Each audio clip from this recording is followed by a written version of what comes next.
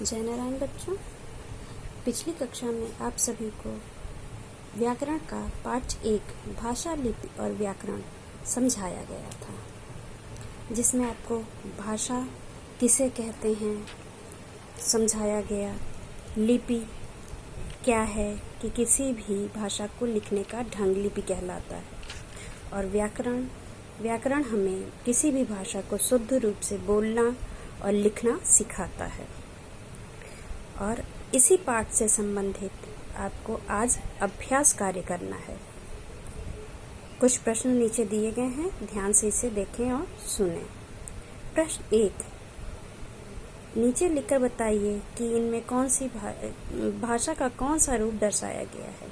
अब आपकी पुस्तक में कुछ चित्र दिया गया है, जिसमें पहले चित्र में एक बालिका कुछ लिख रही है, तो यह कौन सी भाषा का उदाहरण होगा? लिखित भाषा। दूसरी चित्र में एक बालिका कुछ गा रही है, तो यह कौन सी भाषा का उदाहरण होगा? मौखिक भाषा। तीसरे चित्र में एक व्यक्ति कुछ पढ़ रहा है, समाचार पत्र जैसा कुछ पढ़ रहा है। तो जब भी कोई भी चीज़ लिखकर बताई जाती है और कोई उसे पढ़कर समझता है, तो वह लिखित भाषा का उदाहरण माना जाता है। तो समाचार पत्र में किसी ने लेख लिखा और कोई दूसरा व्यक्ति उसे पढ़कर समझ रहा है, तो यह कैसा होगा? लिखित भाषा का उदाहरण होगा। प्रश्न 2 में पूछा गया कि आपके विद्यालय में कौन कौन सी भाषाएं पढ़ाई जाती हैं, उनके नाम लिखिए। तो आपके विद्यालय में तो मूलतः 3 भाषाएं ही पढ़ाई जाती हैं, हिंदी, इंग्लिश जिसे आप अंग्रेजी भी कहते हैं, और संस्कृत। प्रश्न 3 है, आपकी कक्षा के बच्चे घर पर कौन कौन सी भाषाएं बोलियां बोलते हैं, पता करके लिखिए।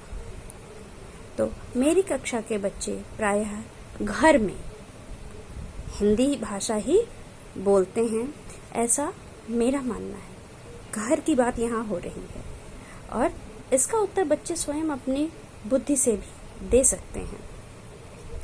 प्रश्न 4 है, सही उत्तर के सामने सही का चिन्ह लगाएं।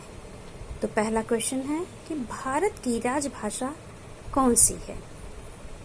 तो आप में 4 ऑप्शन दिए हुए हैं, जिसमें आपका सही ऑप्शन है हिंदी।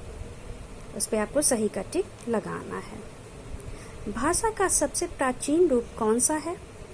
तो सब भाषा का सबसे प्राचीन रूप मौखिक रूप है। जब कोई चीजें लिखकर एकत्रित नहीं रखी जाती थी, तो मौखिक भाषा ही चलती थी। तीसरा, हिंदी की लिपि कौन सी है? तो हिंदी भाषा की लिपि है देवनागरी, जो कि संस्कृत भाषा की भी है, और संस्कृत भाषा से ही हिंदी भाषा उत्पन्न हुई है। तो हिंदी भाषा की लिपि भी देवनागरी है। हिंदी दिवस कब मनाया जाता है?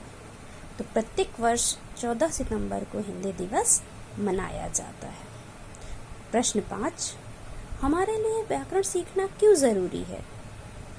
उत्तर, किसी भी भाषा का पूर्ण ज्ञान करने के लिए, यानी कोई भी भाषा अच्छे से जानने के लिए हमें व्याकरण का ज्ञान होना आवश्यक होता है, क्योंकि व्याकरण ही हमें भाषा को शुद्ध रूप से बोलना व लिखना सिखाता है, हमें भाषा का शुद्ध प्रयोग करना सिखाता है। इसलिए हमें किसी भी भाषा को जानने के लिए व्याकरण को जानना आवश्यक है।